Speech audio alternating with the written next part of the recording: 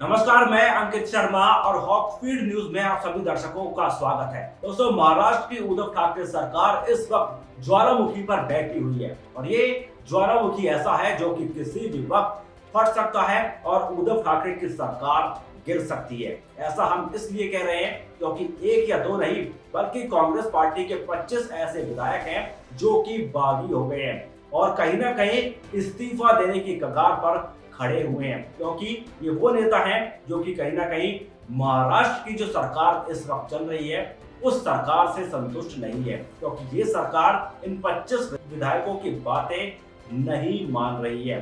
पूरा मामला हम आपको विस्तार से बताएंगे, लेकिन सबसे पहले आप कमेंट बॉक्स में हमें बताएं कि आप महाराष्ट्र में किस पार्टी की सरकार आखिर चाहते हैं। जिस पार्टी की सरकार आप चाहते हैं उसका नाम कमेंट में लिख दीजिए, जिससे हमें यह पता लग जाएगा कि आखिर देश की जनता महाराष्ट्र की सियासत को लेकर आखिर क्या सोचती है। इसी के साथ अब पूरी खबर पर चर्चा करते हैं। दरअसल आपको बता दें कि आंतरिक तरह से जूझ रही कांग्रेस की महाराष्ट्र इकाई में सब कुछ ठीक नहीं है। पार्टी के 25 विधायकों ने बागी तेवर दिखाते हुए सोनिया गांधी से मिलने का समय मांगा है। इनके तेवर ने राज्य में उद्धव ठाकरे के नेतृत्व में चल रही महाविकासी आघाड़ी सरकार के लिए नया संकट पैदा कर दिया है। इस सरकार में शिवसेना, कांग्रेस और शरद पवार की एनसीपी शामिल है। गठन के बाद से ही तीनों साझेदारों के मतभेद समय समय पर सामने आते रहते हैं। जब से इन पार्टी की सरकार बनी है और लगातार विवादों में ये सरकार घिरी रही है। लगातार एक से दूसरे नेता के जो मतभेद हैं वो सामने आते रहते हैं और इसकी जो मुख्य वजह है वो है विचारधारा, क्योंकि ये तीनों ही पार्टी ऐसी हैं जिनकी विचारधारा आपस में मैच नहीं करती।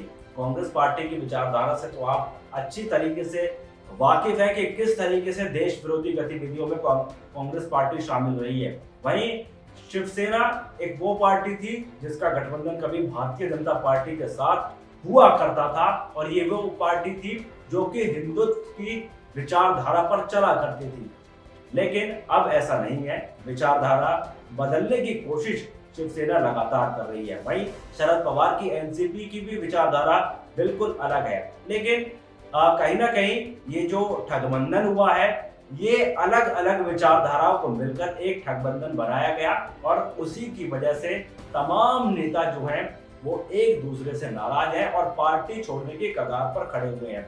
आपको बता दें कि खबर के मुताबिक कांग्रेस के 25 विधायकों ने महाराष्ट्र सरकार में अपनी ही पार्टी के मंत्रियों के खिलाफ शिकायत करने के लिए पार्टी अध्यक्ष सोनिया गांधी से मिलने का समय मांगा है।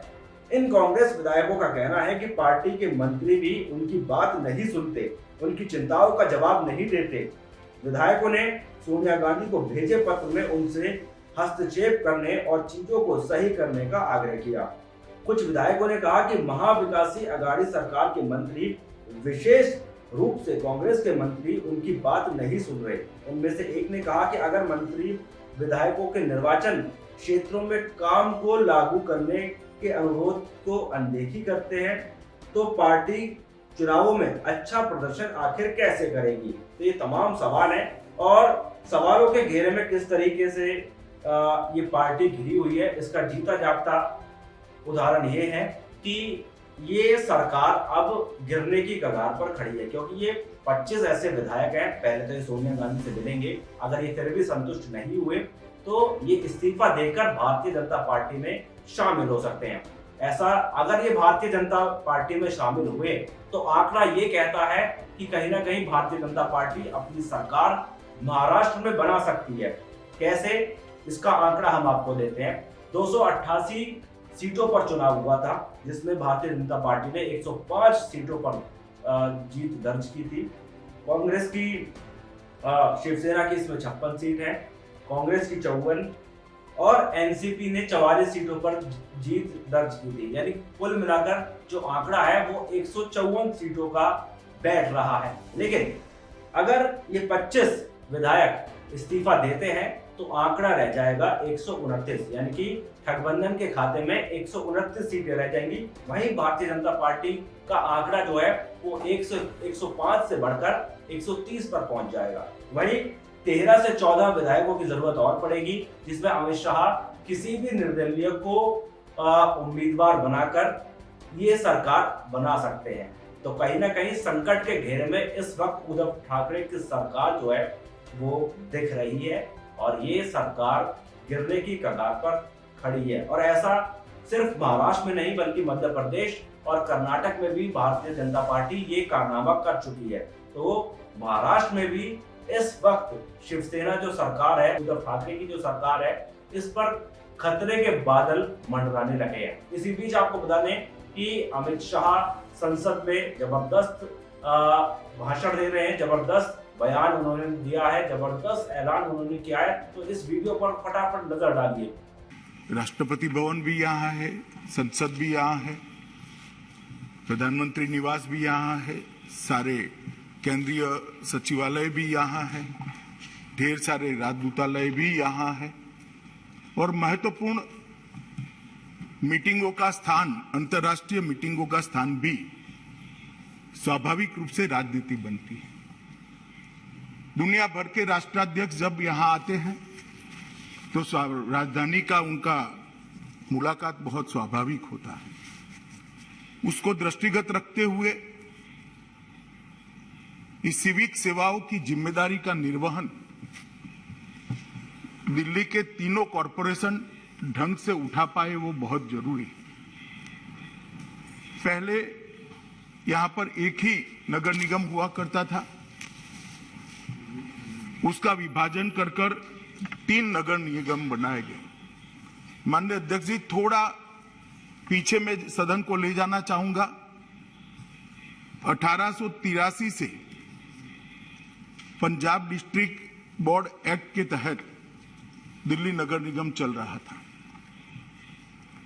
1957 में दिल्ली नगर निगम की एक्ट के द्वारा स्थापना हुई और 1993 और 2011 में संशोधन हुए और अंततोगत्वा उत्तरी नगर निगम दिल्ली, दक्षिणी नगर निगम दिल्ली और पूर्वी नगर निगम दिल्ली, 3 निगमों में इसका बंटवारा हुआ।